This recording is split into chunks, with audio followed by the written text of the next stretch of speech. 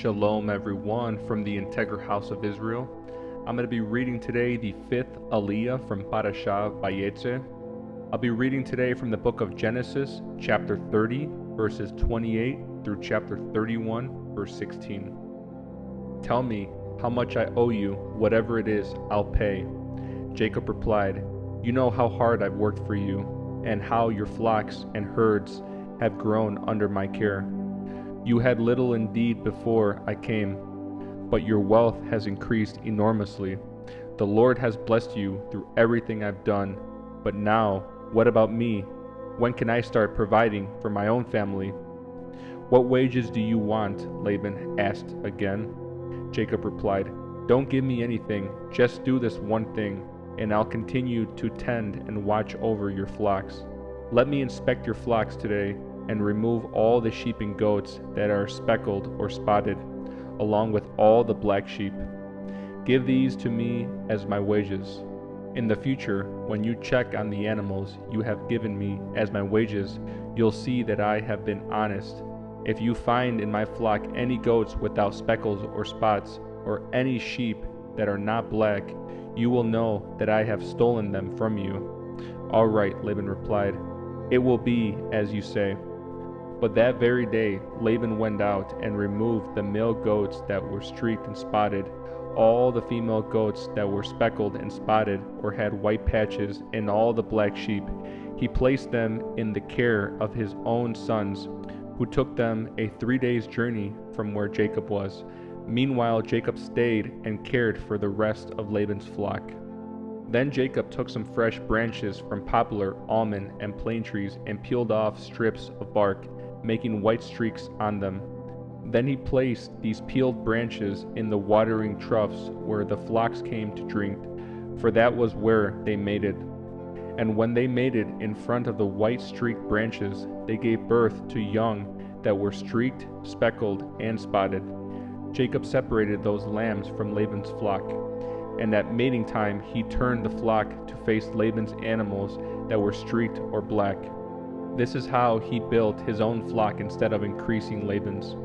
Whenever the stronger females were ready to mate, Jacob would place the peeled branches in the watering troughs in front of them. Then they would mate in front of the branches. But he didn't do this with the weaker ones, so the weaker lambs belonged to Laban, and the stronger ones were Jacob's.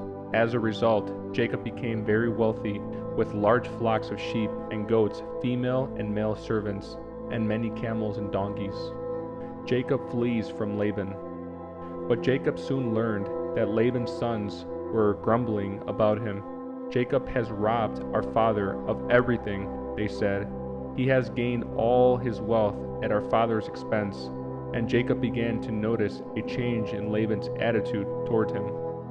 Then the Lord said to Jacob, Return to the land of your father and grandfather and to your relatives there, and I will be with you. So Jacob called Rachel and Leah out to the field where he was watching his flock. He said to them, I have noticed that your father's attitude toward me has changed. But the God of my father has been with me. You know how hard I have worked for your father, but he has cheated me, changing my wages 10 times. But God has not allowed him to do me any harm. For if he said, The speckled animals will be your wages, the whole flock began to produce speckled young. And when he changed his mind and said, The striped animals will be your wages, then the whole flock produced striped young. In this way God has taken your father's animals and given them to me. One time during the mating season, I had a dream and saw that the male goats mating with the females were streaked, speckled, and spotted. Then in my dream, the angel of God said to me, Jacob, and I replied, Yes, here I am. The angel said, Look up, and you will see that only the streaked, speckled, and spotted males are mating with the females of your flock.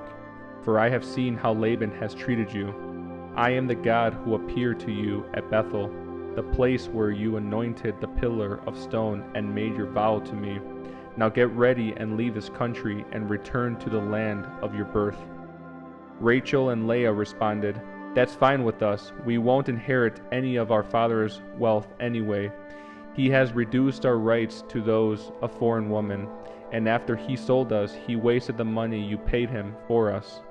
All the wealth God has given you from our father legally belongs to us and our children, so go ahead and do whatever God has told you."